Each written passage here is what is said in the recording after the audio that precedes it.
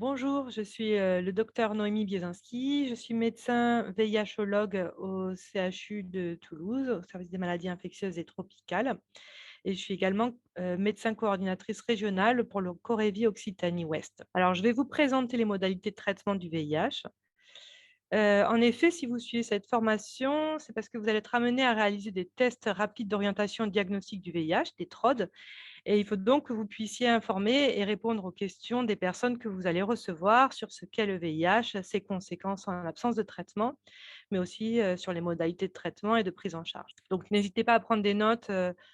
Voilà, on pourra revenir dessus lors de notre rencontre si besoin, s'il y a des choses à éclaircir ou des points que vous auriez aimé qu'on aborde de façon plus détaillée. Donc, ce qu'il faut bien comprendre aujourd'hui, c'est que le VIH reste une maladie grave dans le sens où elle ne guérit pas, oui, et où elle reste stigmatisante. Mais il existe des traitements très efficaces, de plus en plus allégés, qui permettent aux personnes vivant avec le VIH de vivre une vie quasiment normale et d'avoir une espérance de vie équivalente à celle de la population générale. Alors, je vais d'abord vous présenter l'histoire naturelle du VIH. Donc, VIH, je rappelle que c'est virus de l'immunodéficience humaine. Donc, qu'est-ce qui se passe en fait quand on est infecté par le VIH?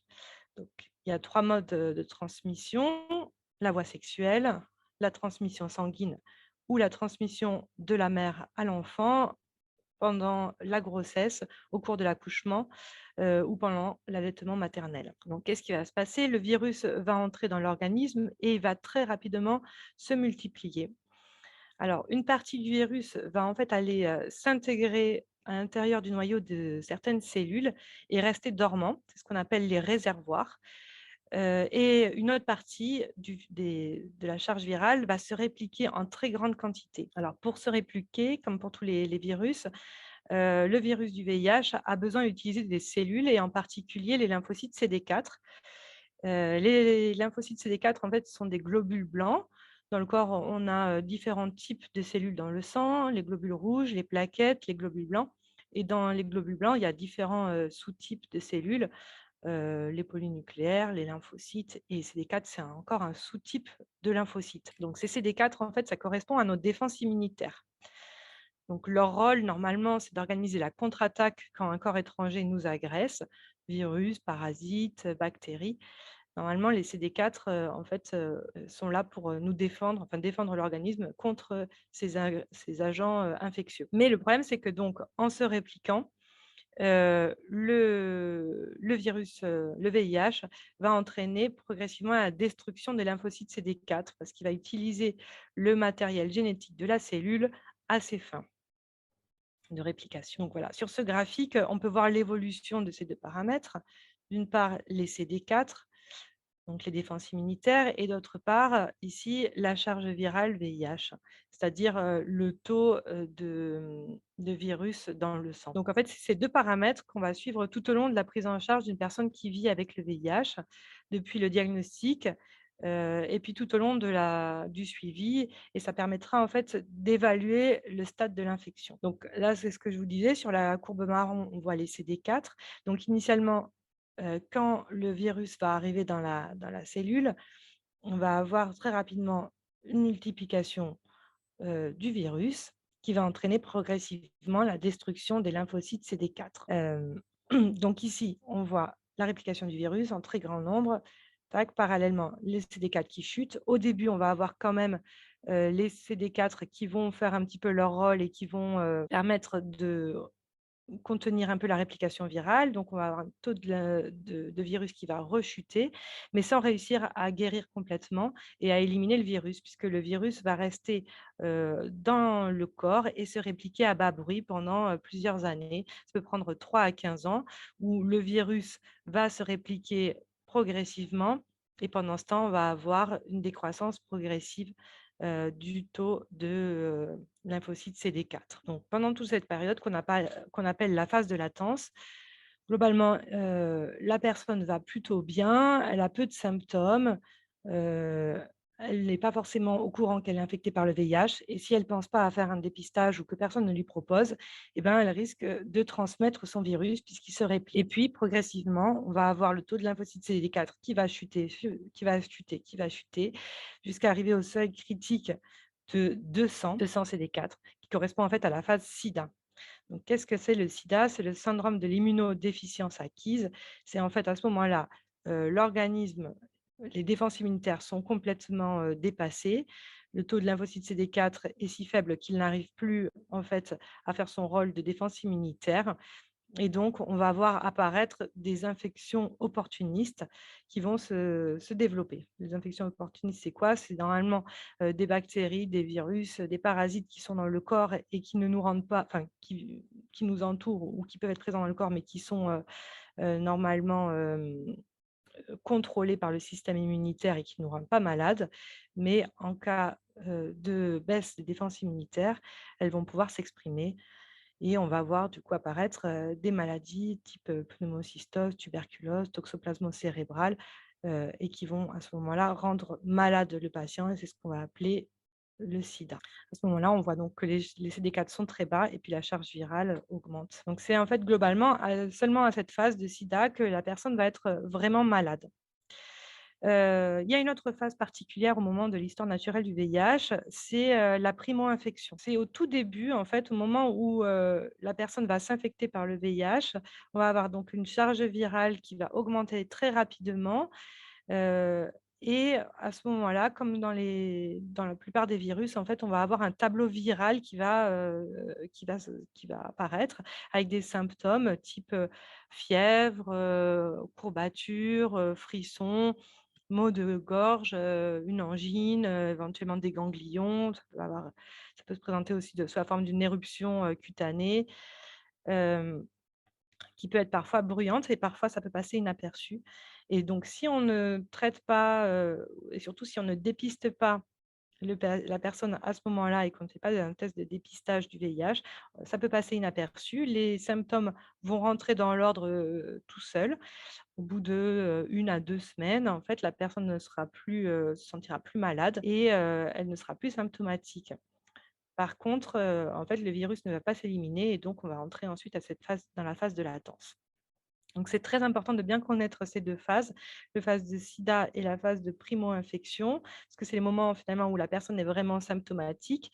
Et c'est aussi au moment où la charge virale est très élevée et où il y a le plus de risques de transmission. Donc c'est important, de penser, quand, vous voyez une personne qui est à risque, qui prend des voilà, qui a des prises de risques, de penser à lui proposer le dépistage si jamais, vous le voyez arriver dans un syndrome, comme ça d'état, pseudo-grippal, d'angine qui traîne un petit peu, ou autre. Donc là, je reprends un peu le même schéma, finalement, l'histoire naturelle de l'infection avec, la charge virale ici, et le taux de CD4 là qui va baisser donc progressivement. Mais sous traitement, en fait, on va changer radicalement l'évolution. Les traitements antirétroviraux vont empêcher la réplication du virus jusqu'à rendre la charge virale indétectable. Et du fait de l'arrêt de la réplication du virus, on va stopper la destruction des lymphocytes CD4 et donc permettre la restauration immune. C'est ce qu'on voit, sur cette, courbe où on voit que les CD4, vont, progressivement remonter. Voilà, c'est la phase, enfin, c'est la modification, de l'histoire naturelle grâce à la prise des traitements. Donc ah oui, une petite remarque quand même, chez les personnes, qu'on va traiter à cette pha dans la phase critique, là, en dessous de 200 CD4, on va leur donner aussi un traitement antibiotique préventif des maladies opportunistes. Donc on va traiter éventuellement s'ils ont déjà des maladies opportunistes, on va les traiter en parallèle, on va introduire le traitement, antirétroviral et si jamais, et on va leur donner du Bactrim, c'est un traitement préventif pour éviter, qu'ils soient malades, en fait, jusqu'à ce que, leur taux de lymphocytes CD4 remonte progressivement et qu'ils retrouvent, une restauration immune satisfaisante. Donc les objectifs du traitement, quels sont-ils? Heu et bien, donc la charge virale, indétectable, avoir une charge virale indétectable parce qu'on a vu que quand la charge virale est indétectable, on peut obtenir une reconstitution immunitaire pour éviter d'arriver au stade sida et à l'apparition des maladies opportunistes. L'objectif, c'est d'avoir des CD4 qui remontent au-dessus de 200 donc pour sortir de la phase d'immunodépression profonde. Et idéalement, avoir les CD4 qui remontent au-dessus de 500 parce qu'on va considérer que au dessus de 500 CD4 par millimètre cube, la personne, a une immunité, quasiment normale ou équivalente à la population générale. Donc grâce au traitement, on va avoir une amélioration rapide des symptômes. La personne va récupérer, plus d'énergie, se sentir moins fatiguée. On va en fonction de la phase, en fait, si elle est en primo-infection, on va avoir aussi disparaître, tous les syndromes, pseudo-grippaux. Si on est en phase de latence, on avait dit que là, la personne était peu malade, mais en fait, ça peut arriver qu'elle ait des mycoses, ou des épisodes de zona et du coup, du fait de prendre le traitement, en fait, ces épisodes-là, vont, arriver de moins en moins fréquemment, voire, carrément, elle aura plus ces problèmes-là. Et puis si on a la phase, d'immunodépression profonde et ben, le fait de prendre les traitements, en fait, ça va permettre de restaurer l'immunité et donc que la personne ne soit plus, malade. Le fait, du coup de prendre les traitements va donc améliorer sa qualité de vie. Elle va pouvoir, voilà, travailler normalement, avoir, améliorer ses relations sociales. Heu et puis, on va parler de l'importance de l'observance puisque, en fait, quand le traitement est bien pris et qu'on a une charge virale détectable depuis plus de 6 mois, on sait qu'on réduit, énormément la transmission, du virus et ça permet, également d'éviter la sélection des mutations de résistance. On y reviendra un peu plus tard. Donc comment le traitement agit-il au niveau cellulaire? Donc là, je vous ai mis cette petite photo parce que je la trouvais assez bien faite. J'ai trouvé sur le c'est une photo publiée par l'INSERM et en fait, ça montre, une cellule, massivement infectée par le VIH et on voit là le bourgeonnement à la surface de la cellule, CD4, le bourgeonnement des particules virales sur toute la surface cellulaire. C'est une photo, au microscope électronique. Donc c'est pour montrer, qu'en fait, le virus va entrer dans la cellule, il va fusionner en fait avec la cellule, là c'est un CD4. Il va transmettre, et transformer son matériel génétique grâce à différentes enzymes qu'il apporte avec lui et en fait ces enzymes, elles vont agir comme des outils pour reconstruire, des nouveaux virus. En fait, on va avoir le matériel génétique qui va aller s'intégrer du virus qui va aller s'intégrer dans la cellule et puis ensuite il va être transcrit en protéines pour refaire des particules, virales. Donc, en fait, c'est au niveau de ces différentes enzymes que les traitements vont pouvoir agir. Ils vont aller bloquer les différentes phases de la réplication au niveau de ces enzymes. Alors, ce qui est particulier pour le VIH, c'est qu'on a une nécessité de combiner plusieurs molécules pour bloquer la réplication du virus. Si on utilise seulement un seul ou deux antirétroviraux, en fait, le virus va pouvoir muter et acquérir des résistances. Donc, c'est très important, en fait, de prendre bien le traitement tout le temps pour, éviter justement, que le virus, se réplique.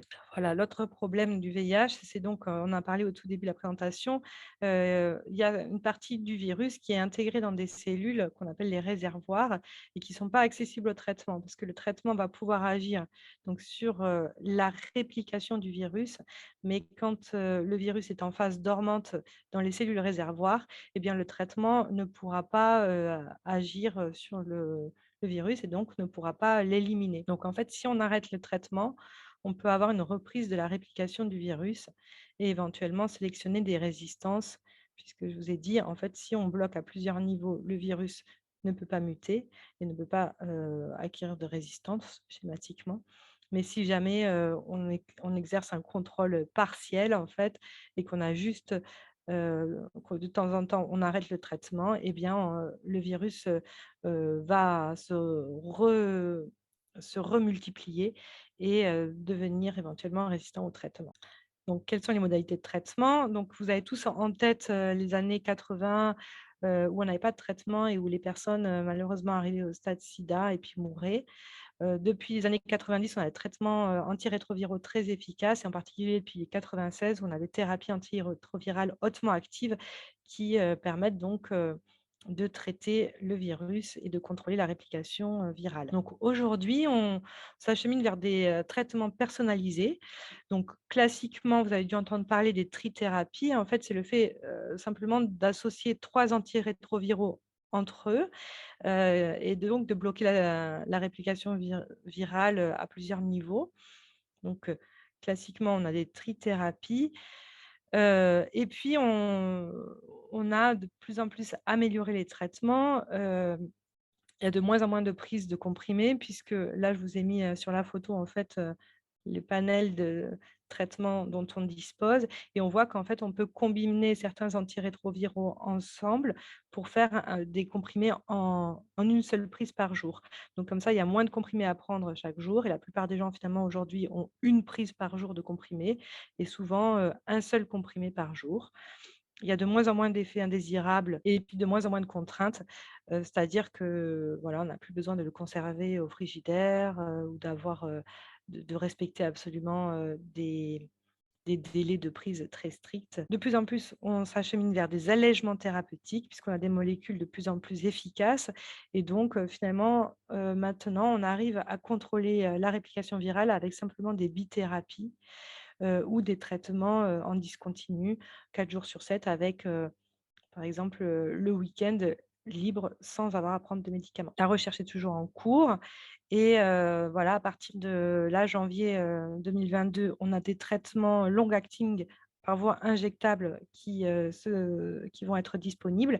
Donc en fait, ça correspond à des traitements à prendre par voie injectable, en intramusculaire, une injection tous les 2 mois et donc ça permet aux gens de ne plus prendre de comprimés. Il y a aussi une recherche, en cours, sur la prise d'un seul comprimé par semaine. Donc les traitements, sont efficaces, de moins en moins contraignants, de plus en plus faciles à prendre, sous réserve d'avoir un suivi, médical régulier. Donc au début, les consultations sont mensuelles, puis tous les 3 mois et puis une fois que le patient, prend bien son traitement, que la charge virale est indétectable, et que, la restauration immune est en cours, là on va avoir un suivi, semestriel tous les 6 mois. Les patients sont pris en charge en ALD, c'est-à-dire en affection longue durée, pris en charge à 100 par la sécurité sociale et en fait, le VIH maintenant est considéré comme une, maladie chronique et donc les patients vont pouvoir bénéficier de consultations d'éducation thérapeutique pour bien, s'approprier, la maladie, bien comprendre les enjeux du traitement et puis comme la maladie reste quand même, stigmatisante, ils ont parfois besoin, de recours à l'assistante sociale ou, des consultations avec les psychologues. Donc ce qu'il faut retenir, c'est que le VIH se traite mais ne se guérit pas, comme on a vu à cause de la persistance des réservoirs, qu'on n'arrive pas encore à traiter. Grâce aux traitements récents, les personnes vivent avec le virus et restent en bonne santé. La plupart du temps, ils prennent un comprimé par jour, ce qui permet d'améliorer leur qualité de vie et d'obtenir une charge virale indétectable pour éviter la transmission, ce qu'on appelle le traitement As Prevention, au TASP. En fait, le fait de prendre le traitement antirétroviral, d'avoir une charge virale indétectable permet de plus transmettre le virus et donc d'avoir des rapports sexuels, sans préservatif. On peut également avoir des possibilités de grossesse sans transmettre le virus, au bébé. Voilà et donc un suivi médical, semestriel nécessaire et pour l'instant à vie. Je vous remercie de votre attention.